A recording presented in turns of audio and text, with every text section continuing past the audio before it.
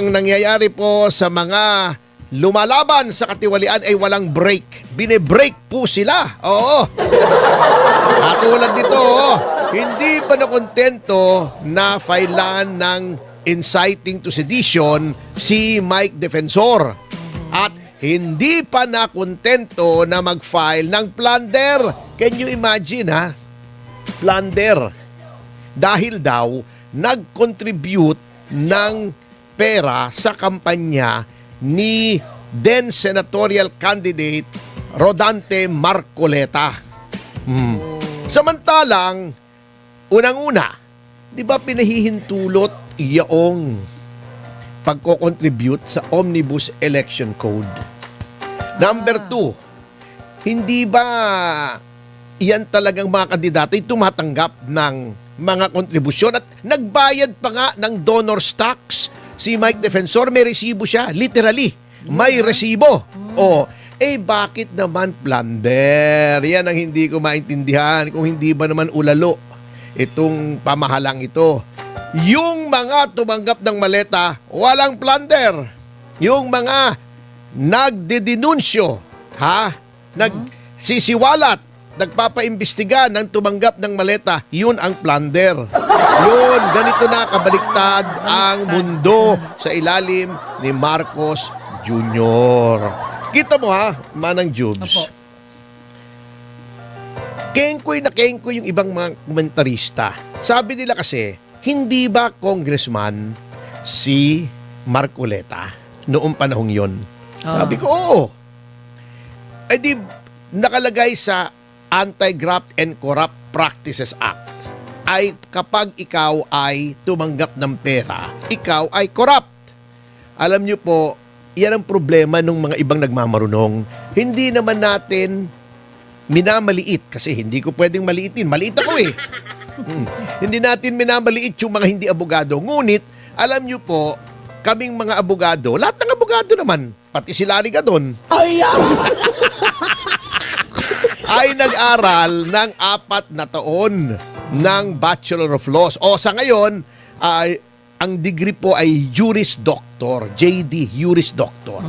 Pagkatapos, nag-review pa po kami ng 6 na buwan. Nag-bar kami. Naipasa namin ang bar examinations bago kami matawag na attorney. Okay? Bakit ko sinasabi yon? Yung iba dyan, nag-google lang. Nakabasa lang ng opinion column. Abogado na daw. Alam daw nila ang batas. Hindi po ganoon kasimple ang batas. Kasi sinasabi nga, tumanggap ka, public official ka, ikaw ay corrupt na. Hindi po. Ang graft and corruption po, kung babasahin niyo yung batas, tumanggap ka ng pera, pinangakuan ka ng kahit anong material na bagay, by reason of your office. Ano po ang office na ibig sabihin sa batas? Yan ba yung opisina mo? Halimbawa, ikaw yung congressman, may opisina ka doon sa Batasang Pambansa o senador ka, may opisina ka sa GSIS. Hindi po. Office here is used in the sense na function yung iyong katungkulan. Tumanggap ka ng pera dahil sa iyong katungkulan. Okay, halimbawa, mayor. Hindi ba ang katungkulan ng mayor magbigay ng business permit? Yes. Di ba? Opo. Kumuha ng business permit sa mayor Binigyan ka ng pera para mag-issue ka ng permit para sa isang bagay na hindi mo naman dapat issuehan ng permit. Yun ang sinasabing office. Function. Function. Yan. Hindi yung office na opisina o yung pwesto mo lamang. Okay. Kung ikaw ay tumanggap ng pera para may gawin ka na within your power na hindi mo dapat ginawa, pero ginawa mo dahil sa salapi, yun ang corruption. Pero kung tumanggap ka ng pera dahil ikaw ay kandidato at yan ay allowed sa Omnibus Election Code to a certain degree, kasi may limit po ang pwede mong tanggapin at may limit kung ano yung pwede mong gastusin. Limitado yan. Depende sa dami o bilang ng mga rehistradong botante either sa probinsya mo, kung ikaw ay gobernador, o sa lungsod o munisipyo mo, kung ikaw ay mayor, kung sa congressman, distrito mo, kung senador, presidente, vice-presidente, buong bansa. Yan. Ha? Yung mula Apari hanggang Holo. Yes. Buong bansa, Itbulaga. Acheche! Si Tito Sena naman eh. Ha? Anyway, yan Nabulaga. po ang pagbasa ng batas. Hindi lang isang batas ang babasahin mo. Yung may tinatawag po sa legal hermeneutics or statutory construction, yung pag-interpret ng batas na pari materia, similar material. Tignan mo rin yung mga probisyon ng mga batas na may relasyon dun sa batas na yon. Yun ang sinasabi ko. Okay. So, kinakaso yun, plunder. Medyo malabo yata at saka talagang malabo naman. Gumawa na naman ng usapin tong NBI. Qualified human trafficking naman ang sinasabi. Ha, bakit daw? 'Di ba? Alam mo yung insidente, no? Yes. Yung dito sa Metro Walk, Opo. nang raid daw yung mga NBI at may nahuli daw sila di umano ng mga babae na biktima ng human trafficking kasi may nightclub daw doon, may mga kwarto, etc. May nahuli daw na customer ng prostitution. Okay, tignan natin, ano ba yung human trafficking? Yan. Ang human trafficking po ay yung ikaw ay pipilitin mo, tatakutin mo, lolokohin mo, lilinlangin mo, iba-blackmail mo, ha? Ang isang tao para siya ay dalhin sa isang lugar for the purpose ng labor, yung forced labor, or prostitution, or sexual abuse, etc. Okay. Mabigat na paratang po yan. Okay. Noon bang nandoon ang NBI, nakita nila nananakot, namimilit, nanloloko si Mike Defensor doon sa mga babae? Hindi. Bakit gagawin ni Mike Defensor yan? Okay. Sinasangkot siya dahil yun daw lugar nung KTV, yung Chicago KTV, ay nasa lupang pagmamayari niya at siya ay ang nagpapaupa. Siyang inuupahan noong may-ari nung nightclub. Nung KTV. Hindi po supisyente yon, Ginoong Matibag. Alam naman nating hindi supisyente yun. Abogado ka naman eh. Ha? Okay. Kung ikaw ay nagpapaupa ng isang lugar at ito ay ginamit sa illegal, Opo. dapat ipakita na ikaw ay alam mo na yun ay gagamitin sa illegal na bagay. Ay, happy 1,000 viewers, mga kasama. Aga-aga.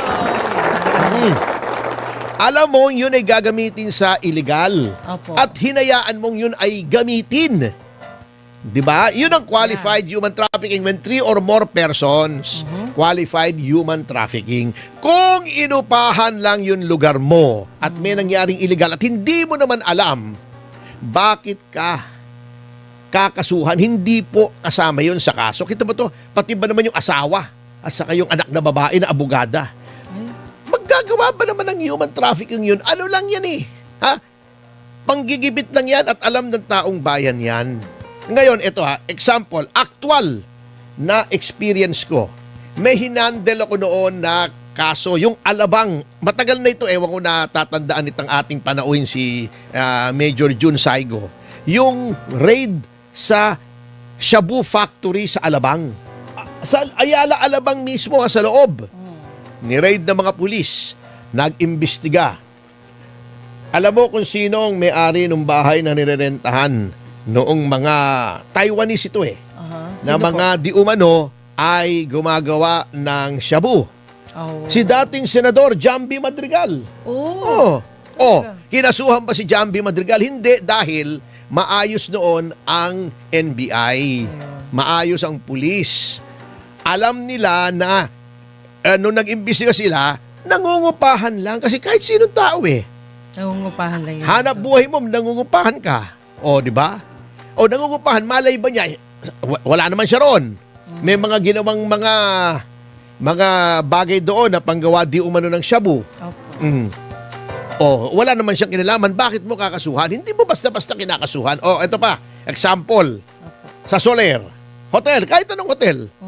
Wag niyong sabihin, walang kahit anong activity na sangkot sa prostitution dyan. Lalong-lalo na yung may mga kasino. Kaya ako, laban na laban, kontrang-kontra ako sa pagsusugal. Ang daming sumusulpot na iba't ibang bisyo dyan eh.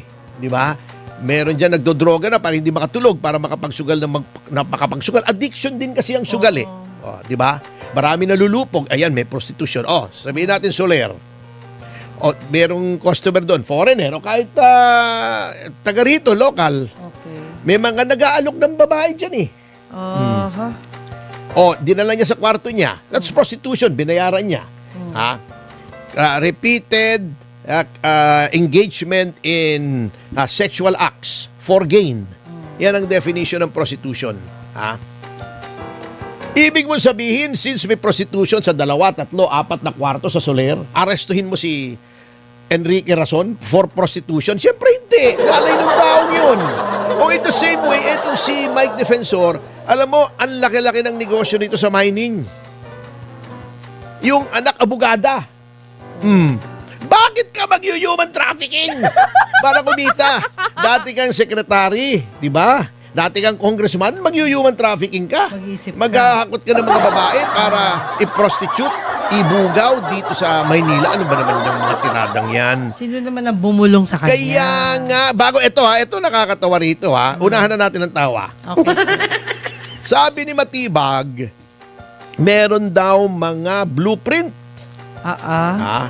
Alam mo yung Jubes, kung makakapunta ka dyan sa Cliff Point, isang establishment yan na maraming mga negosyo. Meron diyang 7-Eleven. Meron diyang Starbucks. May Korean restaurant. Meron yan yung Blue Bar. At nandyan mismo yung tanggapan ng mining company ni Mike Defensor.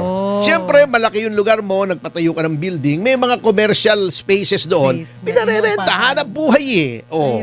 May nangupa, yung Chicago, yung KTV. Opo. Hindi naman tago, nakalagay, ang laki-laki ron, Chicago, KTV. Pwede mong pasukin, pwede mong lumabas. Welcome to everybody. Ang daming tao. Unang-una, that negates yung sinasabing baka may tinatakot ng mga babae for prostitution.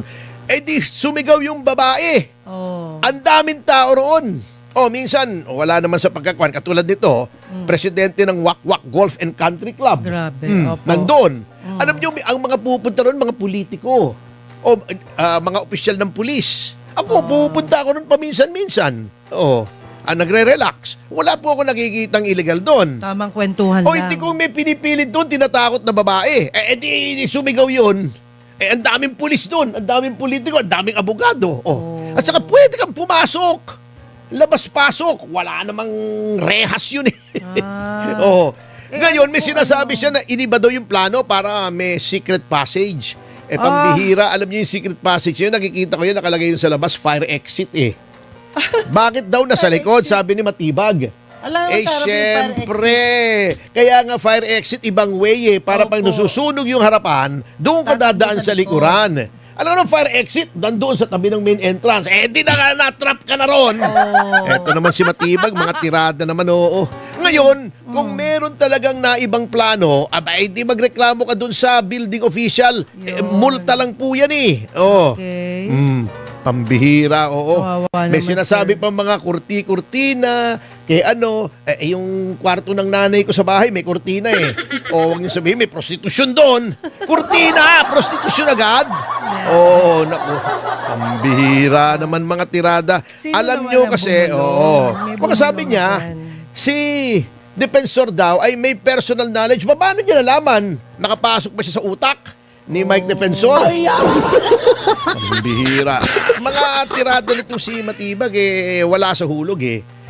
Yung pala ending, kaya tinutulig sa si Mike Defensor.